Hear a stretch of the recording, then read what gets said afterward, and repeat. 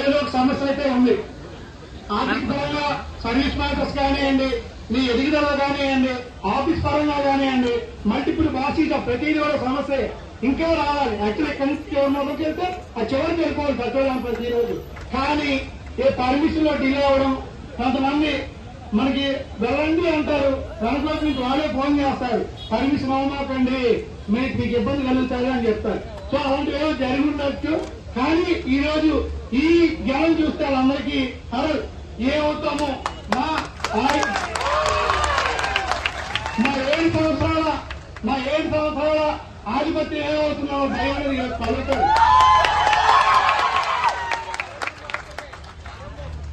ఒకటి, నా పేరు మధుబాబు గౌరవ, నేను విలేజ్ సర్వీస్ రాష్ట్ర అధ్యక్షులు. ఇంతకుముందు ఒక జేఏసీకి చైర్మన్ గా చేసి బయటకు వచ్చేసారు కొన్ని కారణాల వల్ల. కానీ ఎవరైనా సచివాలయ వ్యవస్థ కోసం ఏ వ్యక్తి సింగిల్ పర్సన్ పిలిచినా కూడా వస్తా, పిలుచుకుంటా. ఎందుకంటే నాకు ఏంటంటే కోరిక, ఏదో రోజు వ్యవస్థ మారాలి, ఆ వ్యవస్థలో మనం ఉండాలి. అంతేగాని మన వాట్సాప్ లో మెసేజ్ పెట్టి ఏం చేస్తున్నారు మీరు హక్కుల కోసం పోరాడని, నువ్వేం చేస్తున్నావు, ఇంట్లో ఊడుగులు చేస్తున్నావా, నువ్వు ఈ రోజు ఇక్కడ 3,000 మంది ఆపొచ్చారు, మరి మిగతా 1,10,000 మంది ఏం చేస్తున్నారు? మరి రేపటి రోజున ఈ కేవలం హక్కులు ఈ కోసమే ఈ 3,000 మంది పేర్లు తీసుకొని గట్టలు ప్రిపేర్ ఈరికే ఇస్తారా? ఏఎస్ లేదు కదా, అందరితో పాటు వస్తుంది కదా. రేపు ఏదైనా బలైపోతే ఈ 3,000 మంది బలవుతారు, పంజాబ్ మాత్రం మీ అక్కడ 3,000 మంది. దయచేసి ఇకపైనా ఏదైనా కార్యక్రమం చేసేటప్పుడు ప్రతి ఒక్కరు కూడా ముందుకు రావాలి. ఎవరితో సంబంధం లేదు, అది 90% ఎవరితో అంటే రూరల్ అంటే లేదు. సచివాలయ సమస్యల్ని వెళ్ళాలి, వెళ్ళి కొట్లాడాలి, అవసరమైతే తమ్మాలని పండించుకోవాలి. 2 పేరు జరుగుతుంది. మనం గట్టిగా మాట్లాడితే మామూలుగా నక్సలు ఉన్నాయి, నక్సలైట్లో కనిపిస్తున్నాడు అంటారు. అవును, మా హక్కుల కోసం ఆ స్థాయికి ముందుకెళ్ళడానికి మీరు సిద్ధంగానే ఉన్నా. మీరు ఇస్తే మంచిది, ఇవ్వకపోతే ఆ కారణంలో కూడా ముందుకెళ్ళాల్సిన అవసరం ఉంది. ఎందుకంటే దాని 6 సంవత్సరాలు అయింది, 7 సంవత్సరాలు కావస్తుంది. ఇప్పటికీ అదే బేసిక్ పేపర్ ముందుకొచ్చారు. ఎవరికి ఎదుగుదల లేదు. ఎవరు ఫ్యామిలీ లైఫ్ అంటే ఎలా ఉంటుందో తెలుసు. 2 పిల్లలు ఉన్న జీవితం బలి ఈ రోజుల్లో. ఎందుకంటే నిత్యావసర సరుకులు ఎలా ఉందో అందరికీ తెలుసు. మీరే రెగ్యులేటర్ ఫ్యాక్టరీ అంటారు, ఈ వ్యాల్యూ అని. స్కేల్ దగ్గరికి వస్తే నిన్నే వచ్చారు.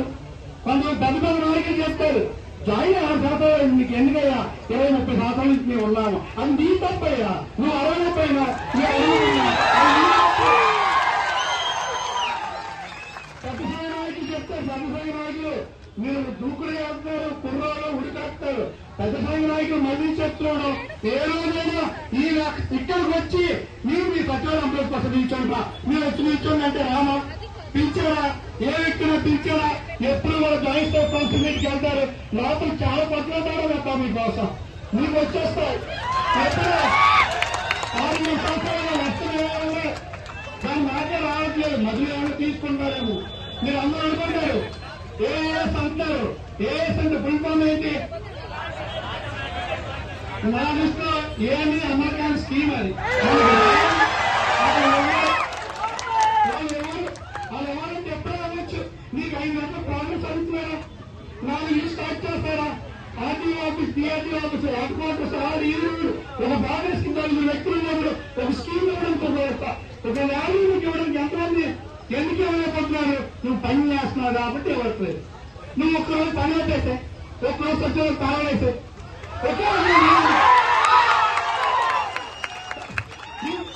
తాళం వేసి వర్క్ ఆపద్దు, బయట చేద్దాం, వరంగా చెట్టు కింద అక్కడ పెడదాం సచివాలయం వ్యవస్థ. ఒక్కరోజు ఎందుకు మాకు వ్యవస్థ చూడండి ఒకసారైనా. మనం చేయట్లేదు.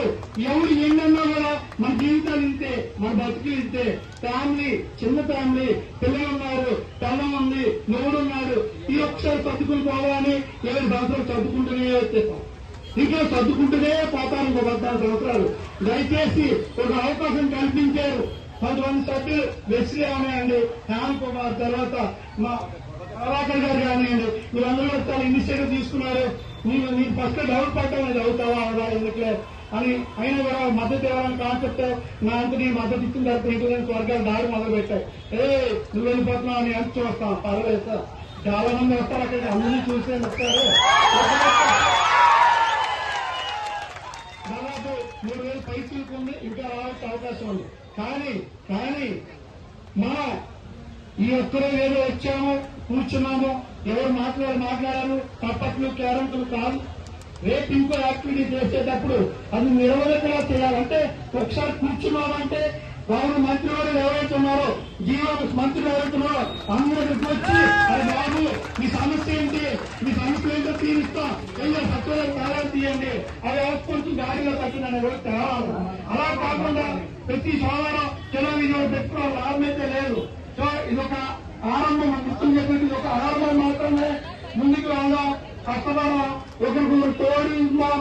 డిపార్ట్మెంట్ మర్చిపోండి, జేఏసీలు మర్చిపోండి, వ్యవస్థ సచివాలయ వ్యవస్థ పేరు మారుతుంది. స్వర్ణగ్రామం స్వర్ణవాటు, నమాజు స్వర్ణం అనేది లేదు, ఓన్లీ వాటి వెళ్ళాలి.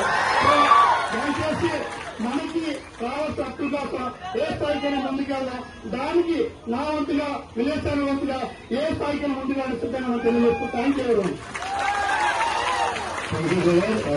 మాట్లాడుతున్నారు.